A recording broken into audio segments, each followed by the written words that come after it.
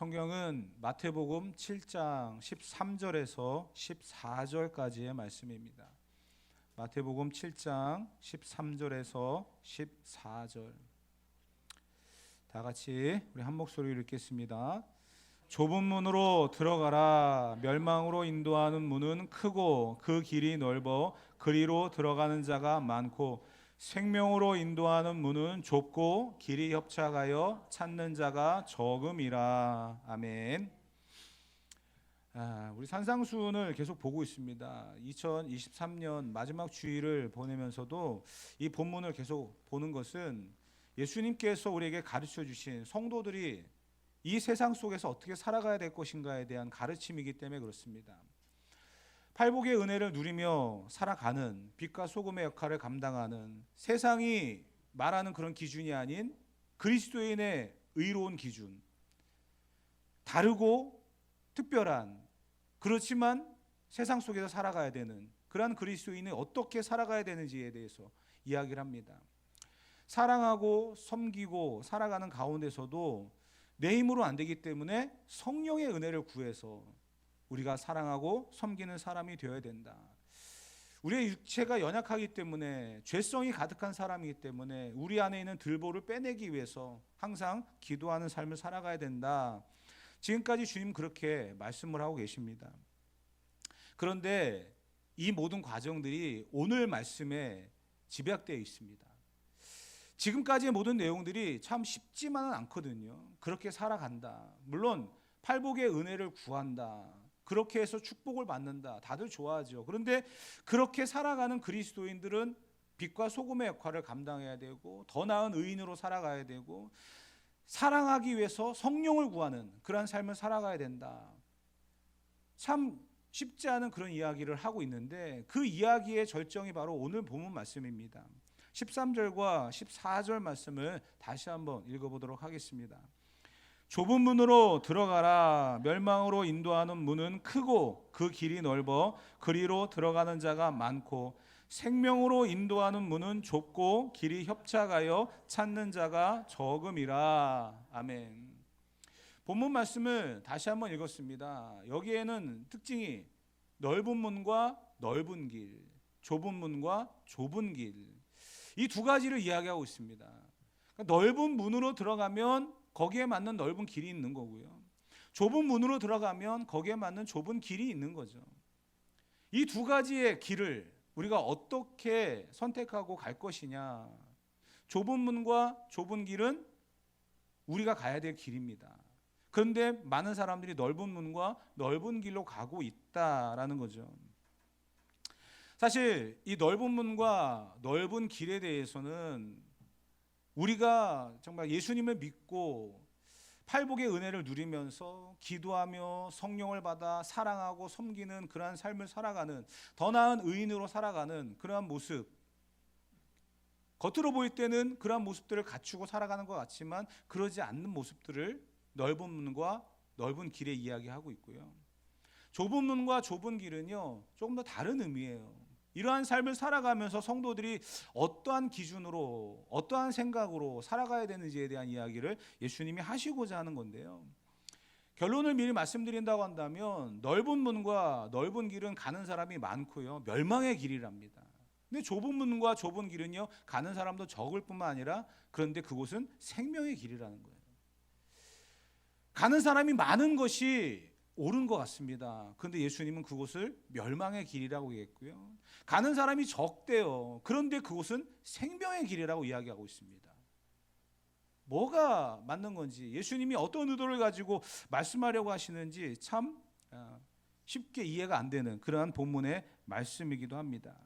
그런데 우리는 분명히 알고 있습니다. 답을 알고 있다는 거죠. 이미 좁은 문과 좁은 길을 가야 된다는 것을 알고 있다는 거예요. 그런데도 우리가 참 그렇게 살아가지 못할 때가 많이 있죠. 여러분들은 혹시 그런 아픔이 있지는 않습니까?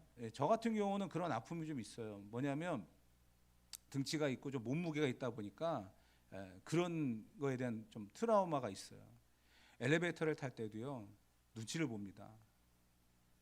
제가 안쪽에 들어와 있는데도요 사람들이 막 밀고 들어와서 10,000원 삐 소리가 나면 괜히 나 때문인 것 같고 내가 내려야 되는 게 아닌가? 맨 뒤에 있는데도 문이 열린 상태에서 타야 되는데 공간은 많아요. 근데 사람이 몇 명 있다 생각이 보여지면 내가 타면 소리 날 것 같아서 안 타고 막 이래요.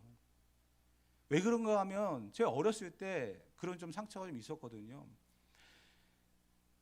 뭐 여기 학생들도 있고 어른들도 계시지만 우리 이 옛날 이야기하면 왠지 모르게 우리 학생들이 목사님 도대체 어느 시대 사람이야 막 이렇게 얘기하는 경우들이 있는데, 저도 이제 서울에서 살았지만 어렸을 때 그 지역들은 다 개발하는 그런 지역들이었거든요. 그래서 갖고 노는 장난감들은 대부분 신발을 꺾어서 자동차다 막 갖고 다니고, 무너진 집터에 가서 벽돌 갖고 와서 막 갖고 놀고 막 그랬잖아요.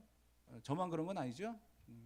그런데 이제 도시 개발을 한다고 땅을 파서 이제 하수도관을 묻어놓고 막 이렇게 하는 그런 지역에서 노는데, 왠지 모르게 그냥 이 탐험심이라고 하면 여러분들이 이해하실까요? 예. 근데 나쁜 이야기하면 미친 짓이죠. 그 하수도관을 갖다가 다 이제 탐험을 하고 다니기 시작하는 겁니다. 왜냐하면 이제 하수도관만 묻어놓고 물은 아직 버려지지 않은 곳이니까. 근데 거기가 딱 한 사람 들어가면은요 끝이에요. 기어다녀야 됩니다. 들어가 보신 분 계십니까? 혹시? 예. 굉장히 이거는 아무나 하는 경험은 아니죠. 그런데 그 안에는 불이 없어요. 깜깜합니다. 근데 일직선이기 때문에 쭉 가기만 하면 돼요. 그래서 반대쪽으로 나가보면 거기에는 또 마찬가지로 공사를 하는, 하수도가 연결되지 않은 그 공간들, 거기 나와가지고 또 밖으로 나오기도 하고, 그게 놀이였죠. 그런데 그게 어렸을 때는 놀이였지만 성인이 되어지고 난 다음에 가끔 꿈속에서 그 어렸을 때 그 터널을 통과했던 그 생각들이 스쳐 지나갈 때마다 가끔 잠에서 깰 때가 있습니다. 두려운 거죠. 혹시나 그게 가다가 막혀 있으면 어떻게 할까? 그 내가 지금은 들어갔지만 못 나오면 어떻게 될까? 이런 어떤 갑작스러운 그 두려움이 몰려오면은요, 막 잠을 깨요. 혹시 여러분들은 그런 경험은 없으시죠? 제가 굉장히 어렸을 때 굉장히 개구장이었어요. 근데 그러다 보니까 문제가 뭐냐면 이러한 좁은 문과 좁은 길, 그러니까 좁다라고 하는 이 트라우마가 이 본문을 해석해 나가는 데 있어서 장애가 될 때가 있습니다. 혹시 여러분들은 안 그렇습니까? 좁다라고 하는 거, 넓은 길은 굉장히 좋은데 얼마나 편안하고 좋습니까? 그런데 좁다라고 하는 이 이미지가 결국 우리가 좁은 문으로 가야 되고 좁은 길로 가야 된다라고 하는 이것을 방해하고 막을 때가 있다는 거예요. 생각의 차이가 있는 거예요. 생각의 차이. 분명히 예수님께서는 좁은 문, 좁은 길을 이야기하고 그것은 생명의 길이다 이렇게 얘기했는데, 좁다라고 하는 거에 갇혀가지고 우리가 그 길을 가지 못하고 살아가는 경우들이 굉장히 많습니다. 그런데 예수님께서는요, 좁은 문과 좁은 길이 많은 사람은 가지 않지만 그것이 생명이다라고 말하면서 좁은 문과 좁은 길로 가야 된다 이렇게 얘기하셨는데, 이것을 이렇게 특별하게 또 이야기를 하셨어요. 누가복음 14장 25절로 27절 말씀에 이렇게 기록되어 있습니다. 다 같이 한번 읽어보도록 합시다. 수많은 무리가 함께 갈새 예수께서 돌이키사 이르시기, 무릇 내게 오는 자가 자기 부모와 처자와 형제와 자매와 더욱이 자기 목숨까지 미워하지 아니하면 능히 내 제자가 되지 못하고, 누구든지 자기 십자가를 지고 나를 따르지 않는 자도 능히 내 제자가 되지 못하리라. 아멘. 갑작스럽게 예수님이 길을 걸어가시다가 뒤를 돌아보면서 따라오는 수많은 사람들을 보셨어요. 많은 사람들이었습니다. 근데 이 수많은 무리를 향하여 예수님이 이야기하시는 거예요.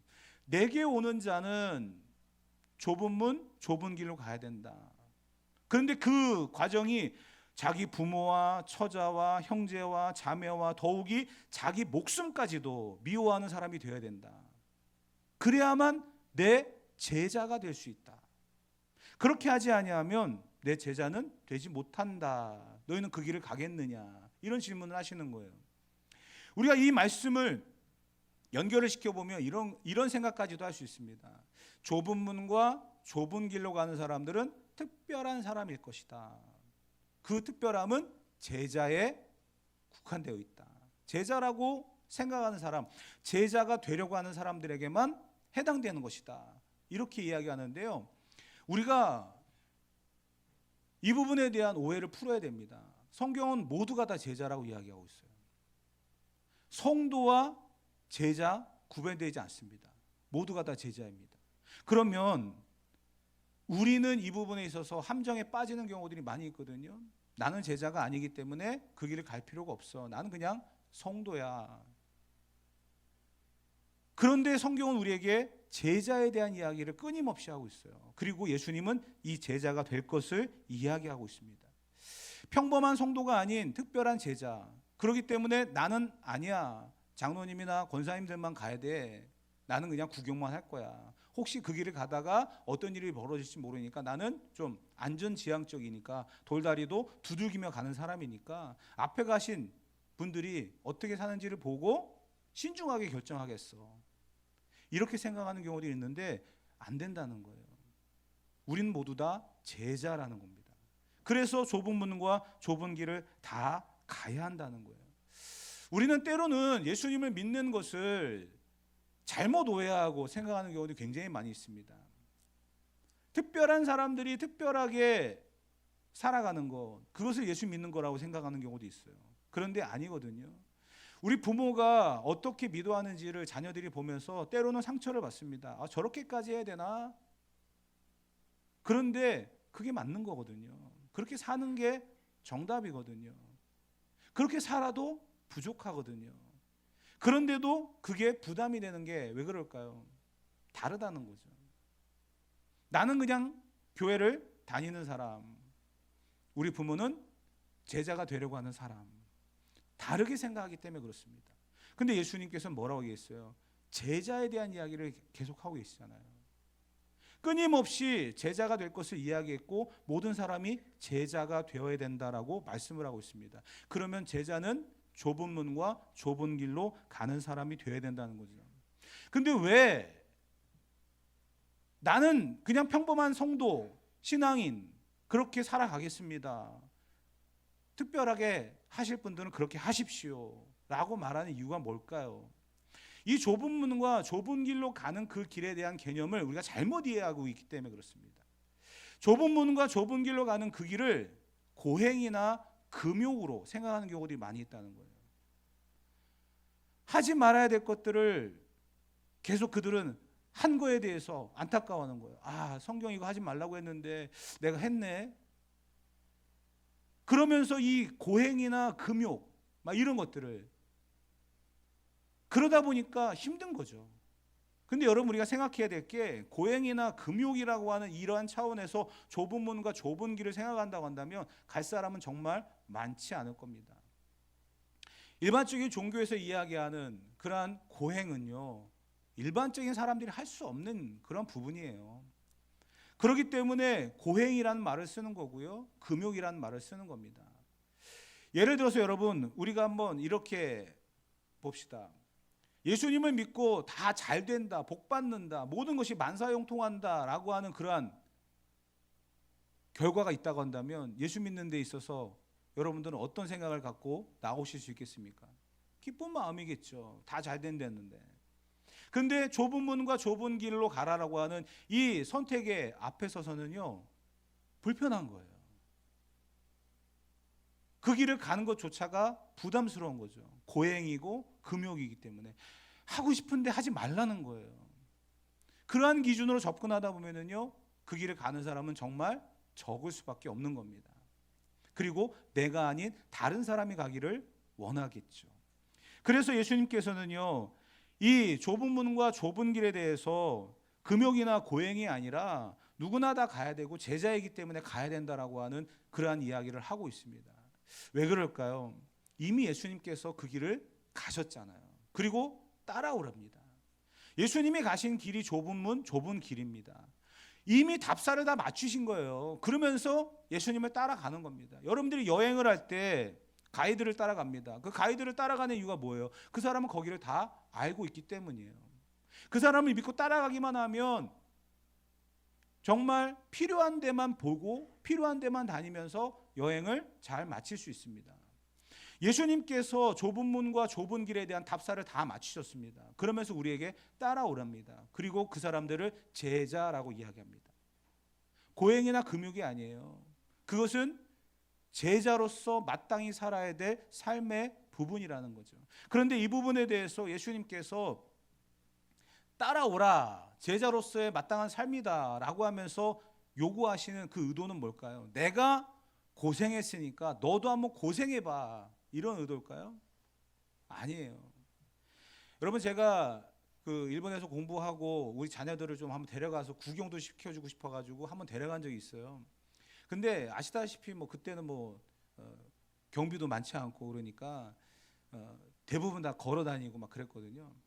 근데 오사카 시내를 막 돌아다니면서 그냥 여기저기 다 보여주고 싶은 거예요. 아이들에게 여기가 이거 저거 다 보여주고 싶은데 저는 막 신나가지고, 야, 여기는 이거고 저기야, 내가 이 유니버셜 스튜디오라고 하는 이 놀이동산을 갔다가 입구까지만 왔다 갔어. 왠지 알아? 너희들이랑 같이 들어가고 싶어가지고 이 뿌듯함이 그냥 막 넘쳐나는데 아이들의 얼굴은 점점 사색이 되어가고 결국은 터지더라고요.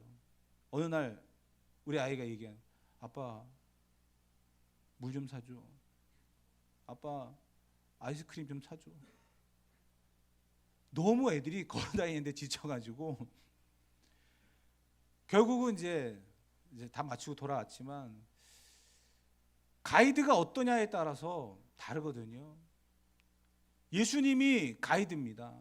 예수님이 우리에게 먼저 가신 그 길을 따라오라고 이야기하면서 여기까지 와, 그러면 내가 너를 도와줄게가 그게 아니고요, 같이 가자라고 하면서 그 좁은 문과 좁은 길을 온전히 이끌어가고 계십니다. 그런데 본문을 묵상하다가 한 가지 참 특별한 것을 하나 봤어요. 그게 뭐냐면, 생명으로 인도하는 문은 좁고 길이 협착하여 찾는 자가 적다라고 하는 이 좁은 문과 좁은 길에 대한 정의를 예수님이 하셨거든요. 그러면 많은 사람이 가지 않는다라고 하는 이 부분에 대해서 우리가 어떻게 이해를 하면 좋을까 생각되어질 때 이런 생각이 들어지더라고요. 여러분, 한 나라를 대표하는 사람들이 있습니다. 어떤 스포츠나 이런 부분에 있어서 나라를 대표하는 사람들이 있어요. 그 사람들을 국가대표라고 이야기하죠. 그 사람들은 그 종목에 있어서는 우리나라의 최고들입니다. 그래서 세계에 나가서 경쟁을 하죠. 많은 사람들이 그 운동을 하고 그 운동을 통해서 국가대표가 되기를 원하지만 다 될 수는 없거든요. 그 특별하게 선출된 사람들만이 국가대표라고 하는 이 명예를 얻고 나라를 대표합니다. 좁은 문과 좁은 길로 간다, 많은 사람이 가지 않는다라고 하는 의미가 바로 그런 의미가 아닐까요? 특별하게 제자들, 특별한 어떤 믿음을 가진 사람들만 간다, 그게 아니라 모두가 다 가야 됩니다. 그런데 그 사람들을 제자라고 이야기하는 거예요. 국가대표죠. 믿음의 대표고요. 그게 저와 여러분이라는 거예요. 그렇게 살아가라고 성경은 우리에게 이야기를 하고 있습니다. 그런데 그것은 금욕이나 고행이 아니고요, 우리의 선택이고 당연히 가야 될 그러한 길이라는 거죠. 이 길에 대해서 예수님께서 강조하고 있는 것은 또 한 가지가 있습니다. 그 길을 가는 길에 있어서, 좁은 문과 좁은 길로 가는 그 길에 있어서 우리의 자세는 피하고 싶다, 때로는 이것을 안 하고 싶다라고 하는 그러한 기준이 아니라 이것을 선택해서 갈 수 있는 용기가 있어야 된다는 거예요. 이 용기는 다른 게 아니더라고요. 주님을 사랑하는 마음으로 나아가면 되더라고요. 그러면 그 길을 갈 수 있어요. 그리고 그 길을 기쁨으로 갈 수 있어요. 예를 들어 이런 게 있더라고요. 모든 사람들이 다 사랑스러운가? 그러진 않잖아요. 내가 사랑하는 사람은 정해져 있습니다. 제가 결혼식 주례할 때도 그런 말을 하잖아요. 수많은 남자 중에 이 남자 만났고요, 수많은 여자 중에 이 여자를 만났습니다. 그래서 둘이 하나가 되어져서 부부가 되어집니다. 이제는 다른 데 눈 돌리면 안 됩니다. 선택은 끝났습니다. 이제 하나가 되어졌으니까 거기에 집중해서 행복한 가정을 만들어 가십시오. 그 이야기를 여러분들이 한 번도 들어보셨을 겁니다. 여러분, 사랑하기 때문에 내 아내와 내 남편을 위해서 포기하고 집중하잖아요. 그게 바로 좁은 문과 좁은 길의 이야기예요. 사랑하기 때문에 가는 거예요. 고행이나 금욕이 아니라는 거죠. 어떤 사람들은 그런 얘기하죠. 뭐 결혼은 무덤이야, 뭐 지옥이야, 하지 못하는 거 이것 때문에 참 힘들어, 제약이 너무 많아, 결혼하지 마.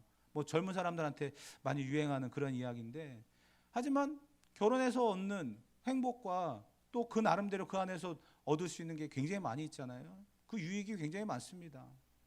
근데 그 반대를 보게 되면 비참해지는 거죠. 마찬가지예요. 좁은 문과 좁은 길, 우리에겐 트라우마가 있어요. 그런데 그 길을 가는 길에 있어서는요, 사랑이 전제된다는 거죠. 주님만 바라보는 거죠. 그러면 가는 거예요, 그 길을. 그 길에는 고행이 아니에요, 금욕이 아니에요, 절제가 있고 그 가운데서는 정말 주님을 사랑하는 마음이 있습니다. 그래서 그 길을 가는 거거든요.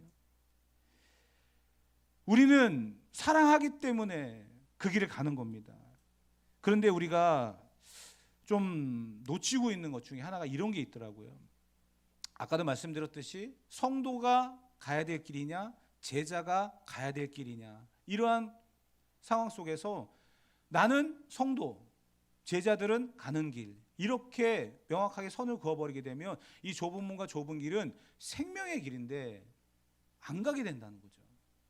그래서 예수님께서는 이 부분을 갖다가 또 많은 사람들을 통해서 또 해석해 나가고 우리에게 쉽게 적용할 수 있도록 말씀해 주셨는데, 그게 뭐냐면 이런 것들이에요. 청교도들이 자기들 나름대로 어떤 생활의 원리를 만들어가면서 이렇게 살아야 된다라고 하는 기준들을 만들었는데, 그러면서 이제 반대적인 것들도 이야기했죠. 그게 뭐였냐면 17세기에 매튜 미드라고 하는 사람이 쓴 책이 있어요. 그게 유사 그리스도인이다라고 하는 건 책이에요. 근데 그 책에 부제가 있어요. 그게 뭐냐면, 저는 이 제목을 듣고 참 혼자 막 킥킥대고 웃었는데, 그게 뭐냐면 이거예요. 거의 그리스도인이 될 뻔한 사람. 여러분들은 어떻습니까? 유사 그리스도인의 부제가 거의 그리스도인이 될 뻔한 사람. 그리스도인이면 그리스도인이지 될 뻔한 사람은 뭐겠어요? 이게 왜 그러냐면, 우리가 복음을 들어도 제대로 된 복음을 듣지 아니하고 내 기준과 내 생각으로 해석하고 접근하기 때문에 그렇습니다. 그래서 예수님은 넓은 문과 넓은 길을 이야기하는 거예요. 예수님 믿고서도 내가 내려놓지 못하는 거, 예수님을 믿고 있는데도 불구하고 내가 가지 못하는 거, 이것이 바로 거의 그리스도인이 될 뻔한 사람들의 모습이 아닐까요? 좁은 문과 좁은 길에 대한 이야기를 하면서 오늘 우리가 무엇을 내려놓고 무엇을 잡고 살아가고 있는지를 다시 한번 돌아봐야 됩니다. 넓은 문과 넓은 길은 멸망으로 인도하는 문이래잖아요. 좁은 문과 좁은 길은 생명으로 인도한답니다. 그 차이를 우리가 명확하게 알고 살아가야 됩니다. 그래서 바꿔야 되고요, 변해지는 거예요. 사랑하는 사람과 같이 하나가 되어져서 부부가 되어지고 가정을 이루었습니다. 그러면 뭘 해야 됩니까? 바뀌어야죠. 상대방에게 맞춰야죠. 그걸 고행이라고 이야기하지 않아요. 금욕이라고 이야기하지 않아요. 그것을 사랑이라고 이야기하듯이 우리가 예수님의 제자로 살아가는 그 길의 현장에서 좁은 문과 좁은 길을 걸어가는 그것은 사랑하기 때문에 당연히 내가 버려야 되고 당연히 바꾸는 일입니다. 그것을 우리가 보고 살아가야 된다는 거죠. 결론의 메시지입니다. 누가복음 13장 22절부터 27절까지의 말씀을 제가 읽어드릴 텐데요, 제가 천천히 읽고 내려가겠습니다. 여러분들은 말씀에 집중해 주시기 바랍니다.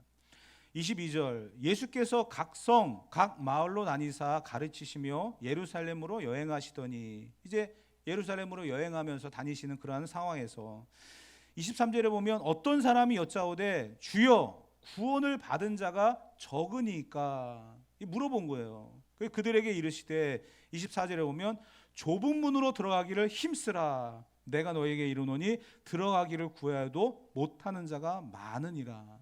좁은 문으로 들어가기를 힘쓰래요. 구원에 대한 이야기를 하면서 예수님은 좁은 문을 이야기했어요. 그러면서 이런 이야기까지 합니다. 25절부터 제가 쭉 이어 내려갑니다. 집주인이 일어나 문을 한번 닫은 후에 너희가 밖에 서서 문을 두드리며 주여 열어주소서 하면 그가 대답하여 이르시되 나는 너희가 어디서 온 자인지 알지 못하노라.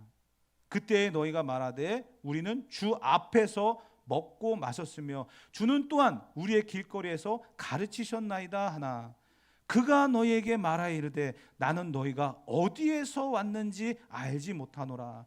행악하는 모든 자들아 나를 떠나가라 하리라. 이 이야기가 뭘까요? 거의 그리스도인이 될 뻔한 사람들의 이야기예요. 주 앞에서 먹고 마시고 주는 또한 우리의 길거리에서 가르치셨나이다. 주님과 같이 갔어요. 그런데 주님이 뭐라고 얘기합니까? 나는 너희가 어디에서 왔는지 알지 못하노라. 거의 그리스도인이 될 뻔했지만 멸망의 길로 갑니다. 결국은 어떻습니까? 구원에도 이르지 못했다는 거죠. 결국 우리가 선택해야 될 좁은 문과 좁은 길은요, 구원의 길입니다. 십자가의 길이고요, 제자의 길입니다. 저와 여러분들이 걸어가야 될 생명의 길입니다. 가짜 복음에 또 이렇게 살아도 된다라고 하는 편리 위주의 그러한 이야기를 우리가 들으면서 신앙생활을 잘못하시면 안 됩니다. 우리는 분명한 복음의 좁은 길로 가라. 그 길은 생명으로 인도하는 길이다. 이 말씀 앞에 우리가 집중해야 되고요. 내려놓을 건 내려놓고 포기할 것 포기하고 돌아설 것 돌아서면서 하나님 앞에 우리의 삶을 헌신할 수 있어야 될 줄 믿습니다. 그게 우리들이 선택해야 되고 우리들이 걸어가야 될 좁은 문, 좁은 길에 대한 역사입니다. 올 한 해 이렇게 마무리하고 또 새해를 우리가 준비하면서 다시 한번 우리의 가슴 속에 좁은 문과 좁은 길에 대한 모든 제자들이 가야 되는 이 생명의 길에 대한 결단이 있어지기를 축복하고요. 이 길 끝에서 우리가 만나게 될 주님을 생각하며 끝까지 달려갈 수 있는 저와 여러분 되어지기를 주님의 이름으로 축복합니다.